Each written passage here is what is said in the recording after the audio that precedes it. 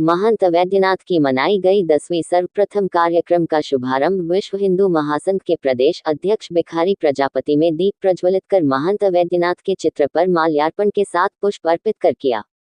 इस दौरान विश्व हिंदू महासंघ के प्रदेश अध्यक्ष भिखारी प्रजापति ने कहा कि राष्ट्र महंत वैद्यनाथ छुआछूत और भेदभाव के काफी खिलाफ थे। उनका कहना था कि हिंदुओं में छुआछूत की भावना रहने से हिंदू एकजुट नहीं हो पाते हैं। जब जब हिंदू बनता है तब तक हिंदू कटा है, अब ना हिंदू बटेगा और अब ना हिंदू कटेगा। आज राष्ट्र महंत वैद्यनाथ के पुण्यतिथि पर विश्व हिंदू महासंघ के कार्यकर्ता मऊ जिले के हिंदुओं को एकजुट करने का संकल्प ले रहे हैं, जिससे हिंदुओं को एकजुट करके समाज में फैल रहे देश विरोधी ताकतों को रोकने का काम कर सके। आज के कार्यक्रम में मुख्य रूप से विश्व हिंदू महासंघ के आजमगढ़ मंडल के मंडल प्रभारी आशुतोष सिंह, प्रदेश मंत्री मनोज श्रीवास्तव, जिला अध्यक्ष राघवेंद्र सिंह, जिला उपाध्यक्ष ब्रिजेश सिंह, धीरज गोस्वामी, संजय विश्वकर्मा सहित जिले भर से कार्यकर्ता मौजूद रहे। कार्यक्रम था, कौन आए थे आज विश्व हिंदू महासंघ के प्रदेश अध्यक्ष श्री भिखारी प्रजापति जी आए थे। आज सामाजिक समरसता के ध्वजारोहक अवैधनाथ जी की पुण्यतिथि थी, जिस अवसर पर विश्व हिंदू महासंघ के प्रदेश अध्यक्ष श्री भिखारी प्रजापति जी आए और मऊ जनपद के समस्त कार्यकर्ता आए, जिसको बड़े धूमधाम से हम लोग मनाया। हिंदुओं को एकजुट करने की बात की गई है, हो पाएंगे? बिल्कुल होंगे, हम लोगों का प्रयास चल रहा है। आज जैसे हम लोग दलित बस्तियों में जाते हैं, जाकर वहाँ पर छुआछूत भेदभाव को मिटाने के लिए सामाजिक समरसता का कार्यक्रम रखते हैं और आज इसी क्रम में आज मऊ हुआ है और हम लोग जा रहे हैं बलिया कार्यक्रम करने के लिए।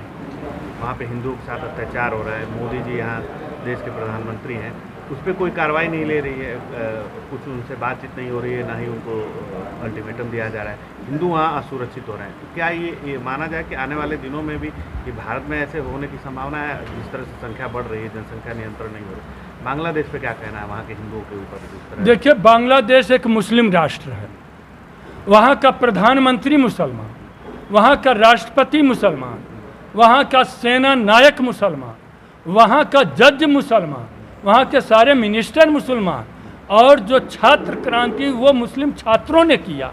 ये सब कुछ होने के बावजूद हिंदुओं के देवी देवताओं की मूर्तियों को तोड़ना, हिंदुओं की माँ बहनों के इस प्रकार से अस्मत को लूटना, इस प्रकार का जो भयंकर पाप है, यह एक प्रकार का राक्षसी कृत्य है।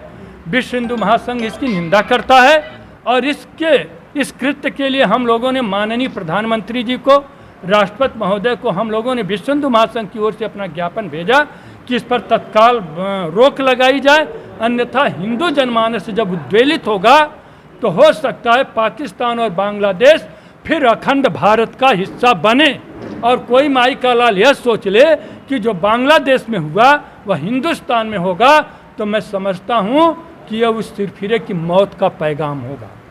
एक तरह से धमकी है कि अगर हिंदुओं के साथ या इंडिया में भारत में इस तरह से होता है तो उनको मौत के घाट उतार दिया जाएगा आपके द्वारा?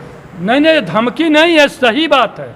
यदि कोई इस प्रकार का दुस्साहस करने का प्रयास किया तो योगी जी महाराज जी ने जो कहा है कि सुधर जाओ अन्यथा राम नाम सत्य है। हिमाचल में मस्जिद के खिलाफ वहाँ के हिंदू उतर पड़े, पूरे देश में इस तरह से बहुत सारी मस्जिदें हैं, मज़ारे हैं, उनके खिलाफ कोई कार्रवाई नहीं कर रहा है, न प्रदर्शन हो पा रहा है। तो इस तरह से इसको रोक लगाने की ज़रूरत है, जिस तरह से हिमाचल में हिंदू एकजुट हुए हैं, वहाँ प्रदर्शन कर रहे हैं। देखिए, शासक की भाषा चलती है, शासक का कानून चलता है, शासक के जो विचार होते हैं वे चलते हैं।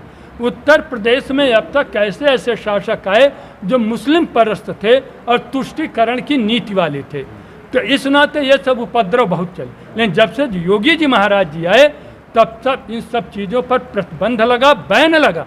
अब कोई हिम्मत नहीं कर पाता है कि चल करके कहीं उपद्रव करे। कर्फ्यू लगने की तो नौबत ही नहीं आती है। महाराज जी के निर्देश पर तुरंत मामले शांत हो जा रहे हैं। जहां हिंदू प्रतिकार नहीं करता था, यही है, इन लोगों के ऊपर सैकड़ों धाराएं लदी, गोकशी में, हिंदुओं के मान मर्यादा की रक्षा में। लेकिन आज वो चीज़ें नहीं, आज हिंदू खुल करके प्रतिकार कर रहा है। और आने वाले दिनों में योगी जी महाराज जी के नेतृत्व में जब पूरा भारत चलेगा तो उस दिन इन सारी चीज़ों पर विराम लगेगा और भारत हिंदू राष्ट्र बनेगा। हिंदुओं की आसमत और इज्जत फिर से वापस आएगी। वक्फ बोर्ड को लेकर बड़ा विवाद चल रहा है। जी, कांग्रेस कह रही है कि वक्फ बोर्ड को समाप्त करना ही गैर कानूनी है, कि उनके धर्म के साथ खिलवाड़ किया जा रहा है। जी। क्या ये वक्फ बोर्ड पे क्या स्टेट है? कांग्रेस मुस्लिम प्रस्त पार्टी है और जब तक वह रही मुसलमानों के लिए उसने खुली छूट दी। जहाँ की ज़मीन खाली पाओ वक्फ बोर्ड के नाम पर कर लो, मंदिर की ज़मीन पाओ, देखो कोई साधु महात्मा न रहता हो बाउंड्री करके उसको वक्फ बोर्ड में शामिल कर लो। लेकिन यह होने वाला नहीं है। भारत सरकार वक्फ बोर्ड का जो नियम बनाई है वह उसे पारित करेगी, वही होगा। जेपीसी का निर्णय जो भी हो, लेकिन भारत सरकार अपने निर्णय पर अडिग है। इसको माना जा रहा है कि 2027 तक ठंडे बस्ते में रखा गया है, जब चुनाव आएगा तो इसको पास करा लिया जाएगा। ऐसी बात नहीं है, बस केवल दांव देखा जा रहा है। जब हमारे लिए अच्छा सुअवसर आएगा हम उसे तुरंत लागू करेंगे। ठंडे बस्ते की कोई बात नहीं है। कश्मीर में चुनाव हो रहे हैं, कांग्रेस कह रही है कि धारा 370 हटाएगी, अयोध्या का राम मंदिर अगर सत्ता में आती है तो अयोध्या के राम मंदिर को भी वहाँ तोड़ा जाएगा। धारा 370 और को हटाने की बात करें, उसी पे ही वोट मांग रहे हैं वो लोग। उस पर क्या कहना है? देखिए, ये नारा कांग्रेस द्वारा पोषित लोगों ने उछाला था कि जिस दिन अयोध्या में राम मंदिर बनेगा पूरी दुनिया में खून खराबा हो जाएगा। जिस दिन कश्मीर से धारा 370 हटेगी पूरी हिंदुस्तान में आग लग जाएगी। न तो कहीं खून खराबा हुआ, न कहीं आग लगी। आज तक लोग एक मच्छर तक नहीं मार पाए। इस नाते कांग्रेस की जो विभाजनकारी नीति है, कांग्रेस की विभाजनकारी नीति की वजह से अखंड भारत खंडित हुआ। तो कांग्रेस तो वह चाहती ही है, लेकिन कांग्रेस का यह अरमान पूरा होने